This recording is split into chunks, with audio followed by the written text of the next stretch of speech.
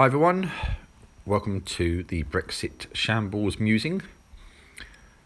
Yeah, if you've been following the news, then you'll know why I've chosen that title.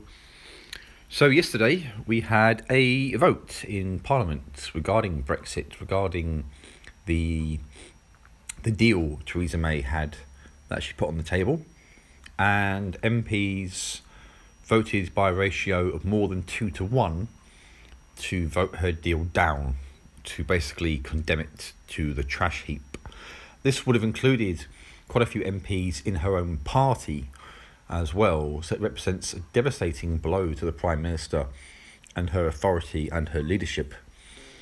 It seems like the Tory party cannot decide what form Brexit should take, but then you have different elements within that party that want different things out of Brexit. So there is no consensus there. Different factions are fighting with each other over this, which is just creating chaos.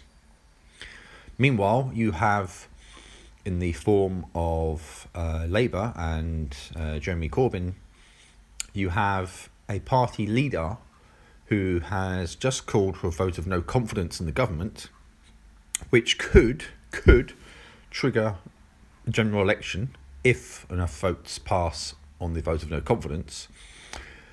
Assuming for a moment that it passes, and I'm not actually confident it would, but assuming the no confidence vote passes, at this point, a vote for Labour doesn't necessarily mean a vote against Brexit, because whatever your personal views are, a majority of Labour supporters and a majority of Labour MPs would all prefer to remain in the European Union. Now, whether you think that's a good idea or a bad idea is kind of beside the point I'm making here.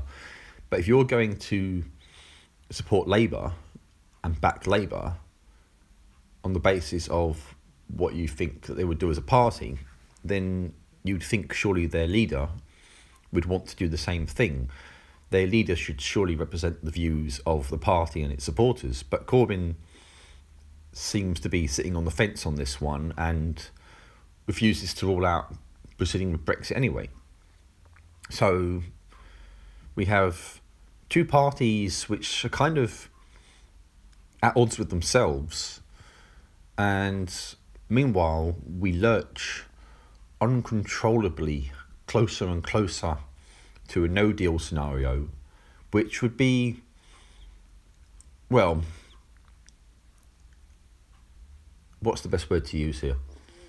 A no-deal Brexit would be an absolute disaster. It really would. There's no nice way to call it. It represents a clean break. It means we have no transition period, no time to ease ourselves into a new set of rules post-Brexit.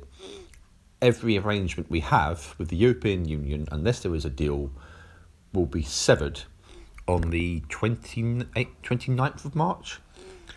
So that means our arrangements over things like customs and excise, border control, the economy, finances, and perhaps very alarmingly security all get cut off completely on the 29th, and we will then be scrambling to make new arrangements with other countries on that occasion.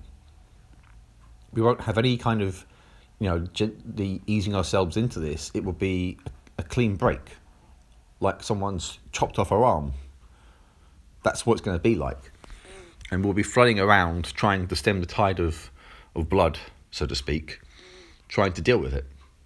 And it will be chaos. It will be absolutely horrendous. It's the worst possible outcome of this. And yet no one seems to know how to stop it. We don't seem to be capable of negotiating a deal that would actually benefit the country and make us stronger, even in the long term.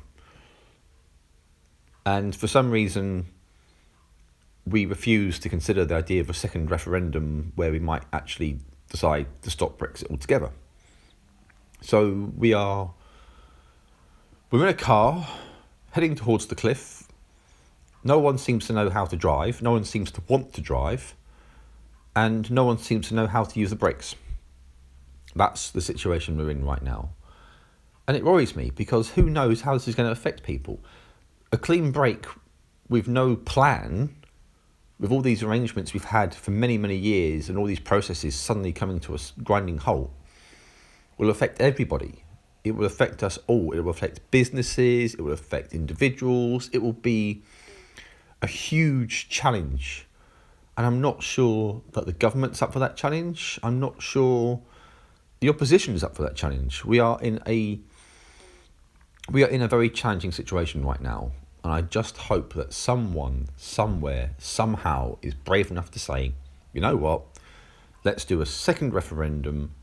Let's put the brakes on this, or somehow get an extension of it. Let's just try and do something to protect our interests and protect this country, rather than pushing it further and further to the edge of disaster.